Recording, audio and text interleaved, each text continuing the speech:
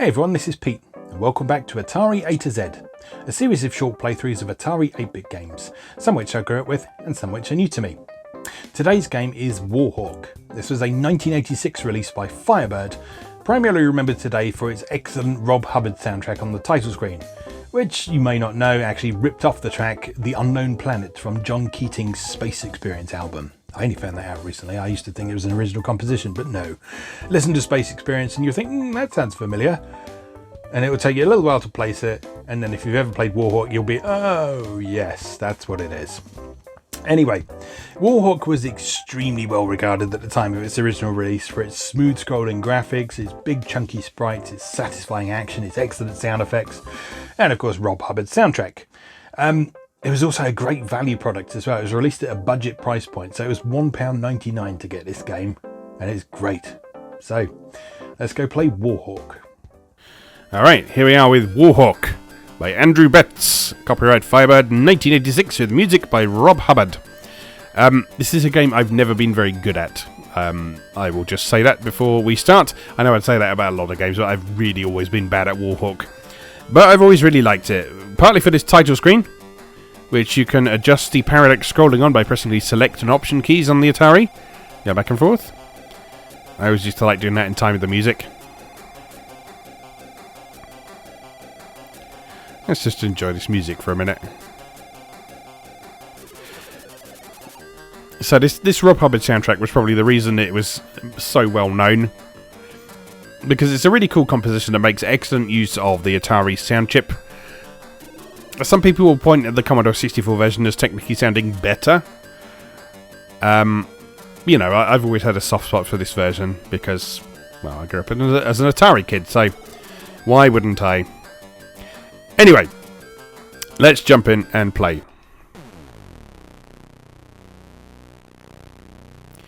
So Warhawk is a vertically scrolling shooter in which you blast away at both enemies in the sky and ground installations.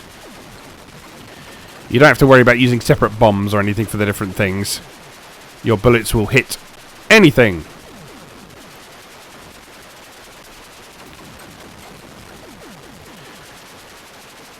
And so it's your job to just blow as much stuff up as possible while avoiding the enemy shots.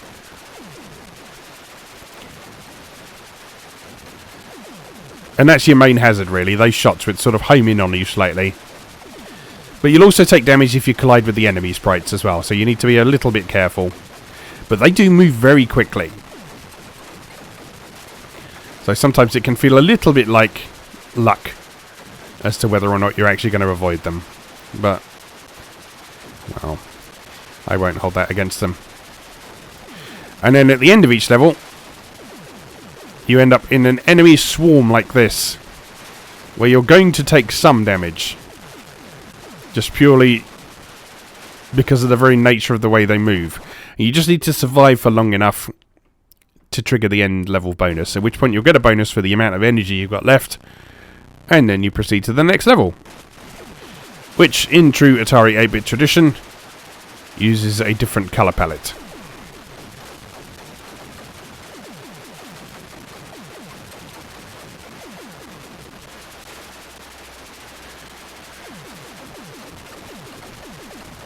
I've always really liked the sound effects in this.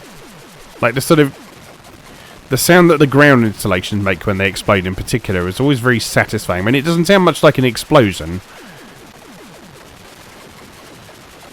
but it is a nice, satisfying sound effect.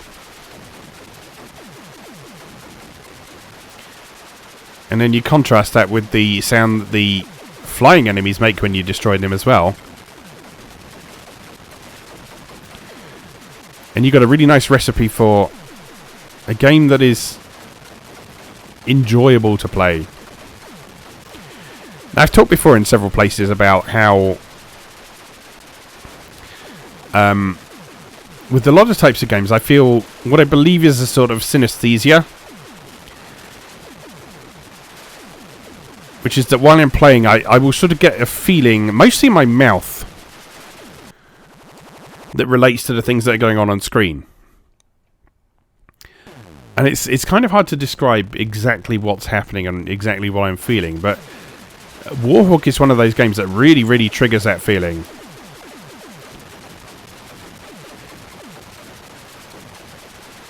It is, to put it one way, it is a game with nice mouthfeel.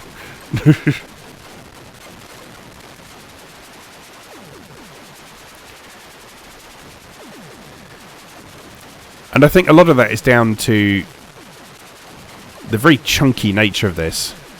Like the graphics mode this is running in has very large pixels. It's using the very large, wide sprites from the Atari's hardware capabilities. And just everything in this game has a sort of satisfying heft to it.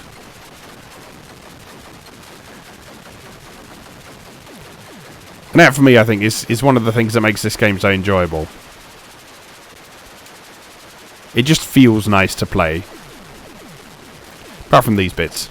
I always hated these bits because as a kid, I could never, ever survive them effectively. And as you can see, they are starting to get a bit harder.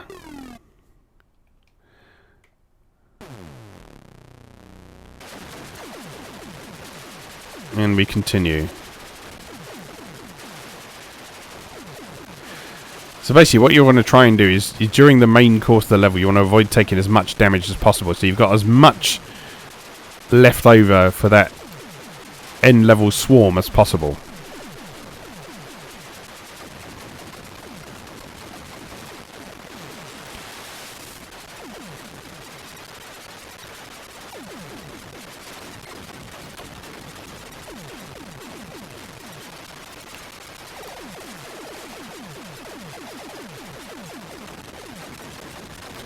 And I've just realised you can hold the fire button down.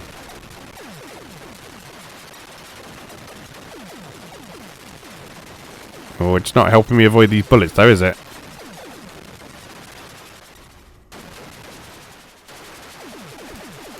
Oh, you can't just hold the fire button down anymore. Maybe there was a power-up. Have I gone through this many years without knowing that there are power-ups in Warhawk? I think we're going to die. Oh no, we're good. Yeah, I think I might have gone this long in my life without realising that there are power-ups in Warhawk. I wonder if it's those sort of flashing coloured springy looking things that appear occasionally. No? Maybe not? I don't know.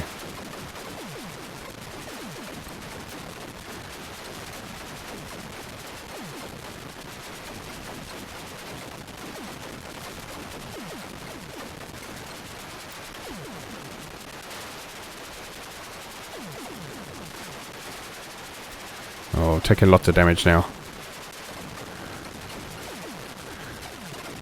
Yeah, there we are.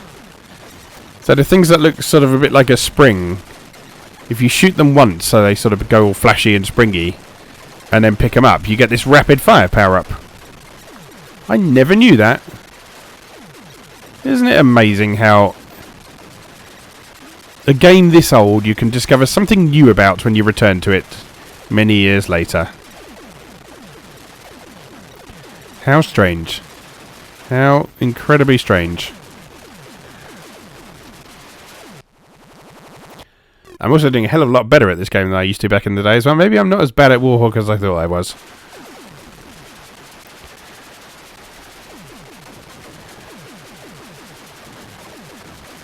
Or perhaps it's just playing a shitload of Japanese bullet hell shooters have trained me a bit better for it. Oh god.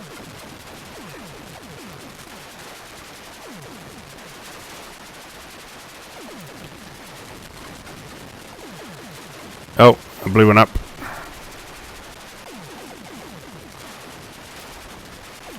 Oh, it's quite difficult not to shoot those power-ups.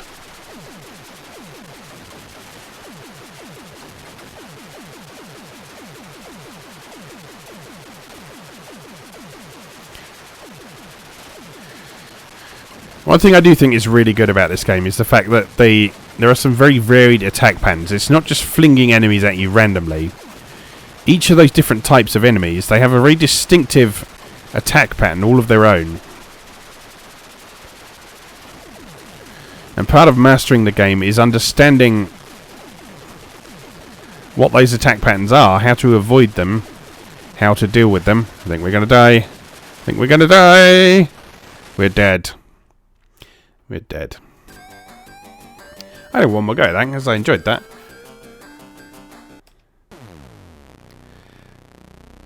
Yeah, so if you notice the different types of enemies that appear, they move in very different ways. So I think these sort of Pac-Man style ones are probably the most distinctive ones in that they come straight down the screen, but then they move across the screen when you cross their path.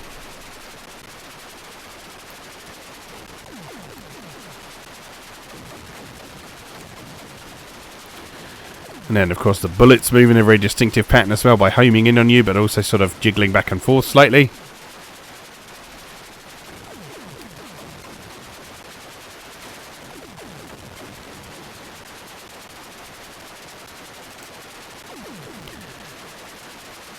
Yeah, the more I play this, the more it's clear that this is a really solidly designed, really good shoot 'em up.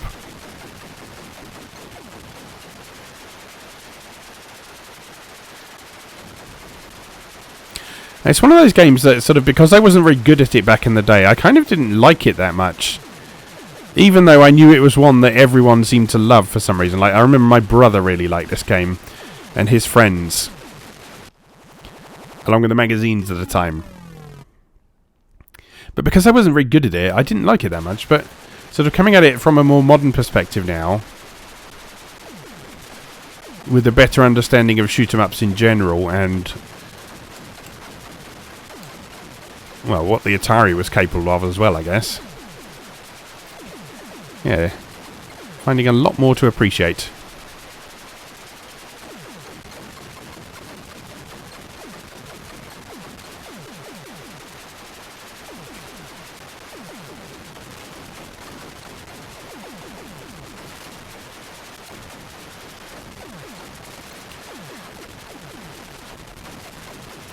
So yeah, the Atari 8-bit probably isn't the first platform you think of when you're looking for quality shoot 'em ups, but there are a few good ones on there. Like, this is one of them. Mirax Force by Tynesoft is another good one that we haven't covered yet at the time of recording, but I'm sure that will come up at some point. What's that other one I haven't played yet? Dreadnought, I think it's called. That always looks really good. I haven't got around to trying that yet, but we will make time for that at some point. So I've seen several videos on that now, and it always looks like a lot of fun. But yeah, this one here is probably, for me anyway, when someone says, what's a good shoot 'em up on the Atari 8-bit? This is one of the one. Well, this is probably the one that springs most readily to mind.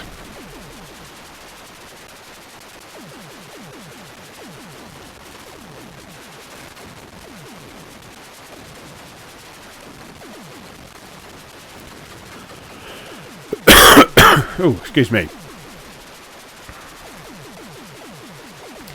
Still shaking off a nasty cold at the time of recording. So please apologise any horrible noises I might be making.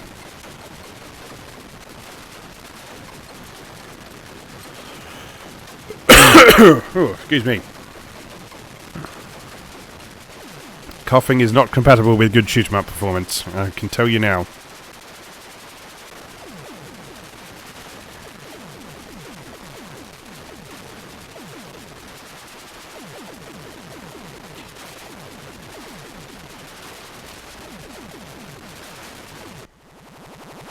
Nice.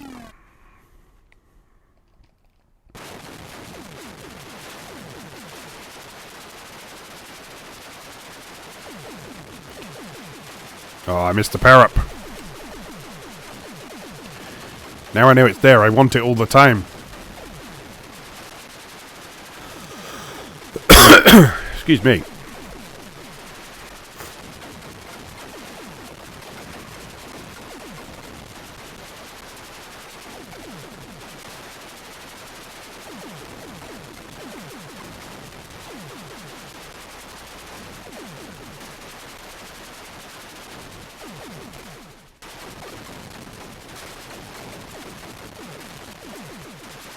Oh, every time. Keep destroying it.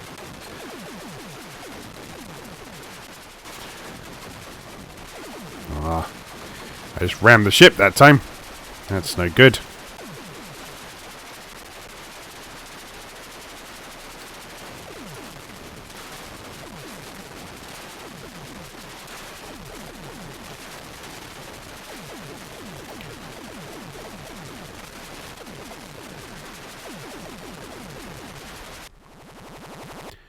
Getting a feel for that swarm at the end now. If you sort of move in that sort of circular motion, you avoid not everything, but you avoid. Oh, what happened there?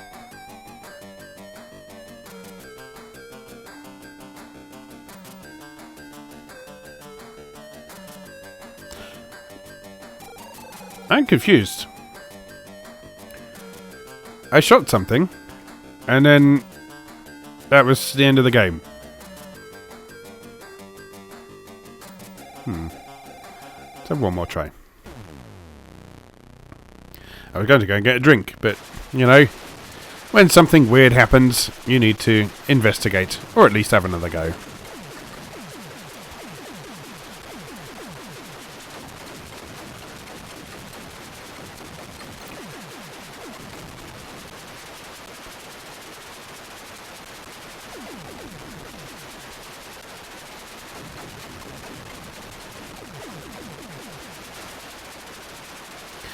One of the things I did always like about this game is that, aside from the inexplicable event that just happened, I always liked the fact that it wasn't a one-hit kill game for the player.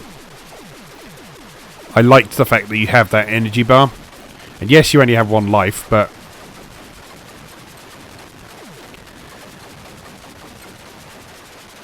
that energy bar gives you a bit of flexibility and a bit of margin for error.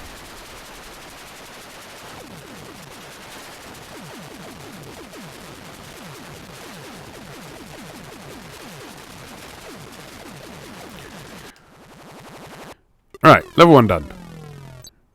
Lovely big bonus that time. Evidently I'm getting better at this game.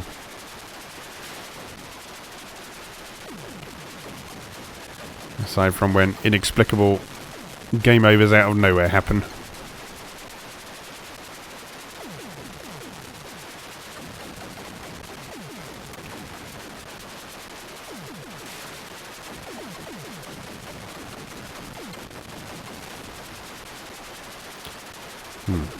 Not doing so well this time.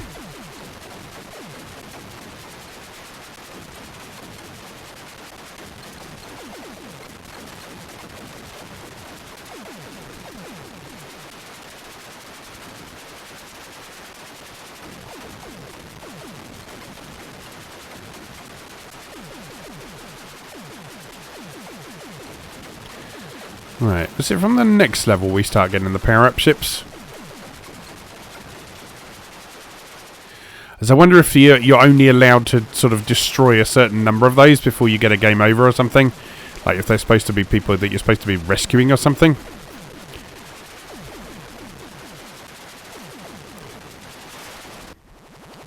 I don't know. Well, let's investigate.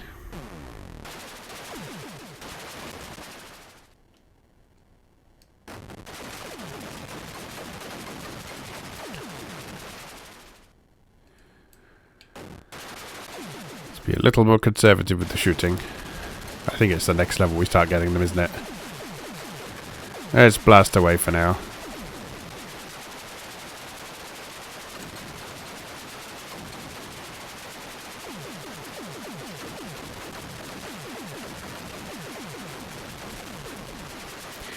Those sort of Pac-Man ships, they also remind me a bit of a game called Cosmic Pirate, which is one of those games that I remember getting working once and then never being able to play ever again for some reason. I believe it came out on Atari A as well as Atari ST. And I always thought it looked really interesting, which is just why it sort of bummed me out that I could never get it running properly. So I might have to look into that.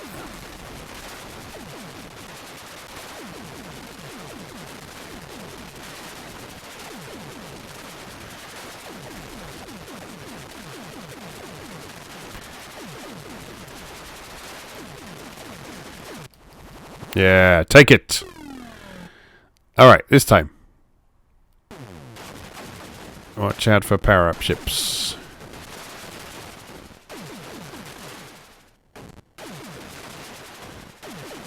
If you're not shooting all the time, you can actually hear... Right, there's the power-up. If you're not shooting all the time, you can actually hear some of the other sound effects too.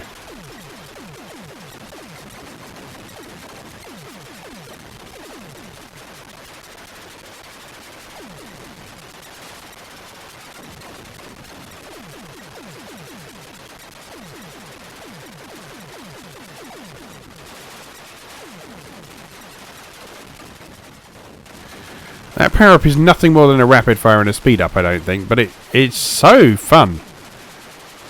It makes such a difference to how the game feels. Gives you a real sort of weird feeling of invincibility. Which is probably dangerous.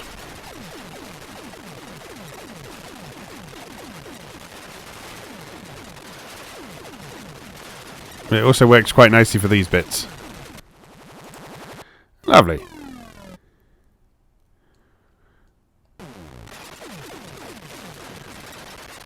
Oh, and it does actually persist to the start of the next level as well. That's nice. There we are, back to normal.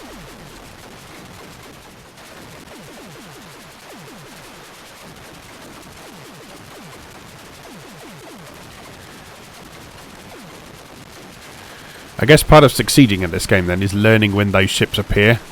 Because I think they might appear at the same place each time.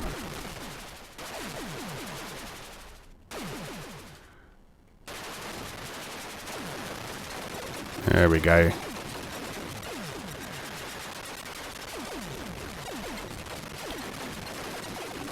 So learning when you might want to let go of the fire button as well.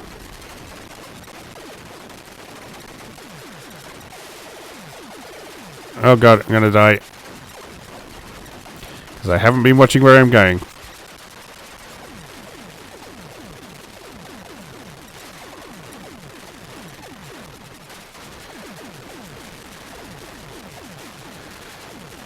It's all over. Ah, right. Well, don't really know what happened that one time. Things went weird, but, well, you know, old games, things sometimes go weird, don't they? Anyway, that's Warhawk. Enjoyed that.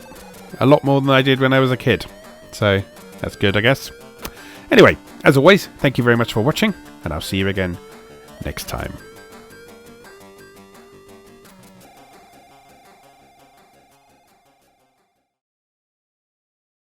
Thanks for watching. If you enjoyed this video, please help out the channel by leaving a like or a comment and subscribing. New episodes of Atari A to Z are on Tuesdays and Atari ST A to Z on Thursdays. Check out atariatoz.wordpress.com for a full archive. Do please also check out my other projects moegamer.net, where I explore Japanese and Japanese-inspired games from yesterday and today, and videopackgames.wordpress.com, which aims to catalogue the small but well-formed library of the Philips G7000 Videopack computer, also known as the Magnavox Odyssey 2. You can also support my work on Patreon or buy me a coffee. You can find links to do both down in the video description. Thanks again, and I'll see you next time.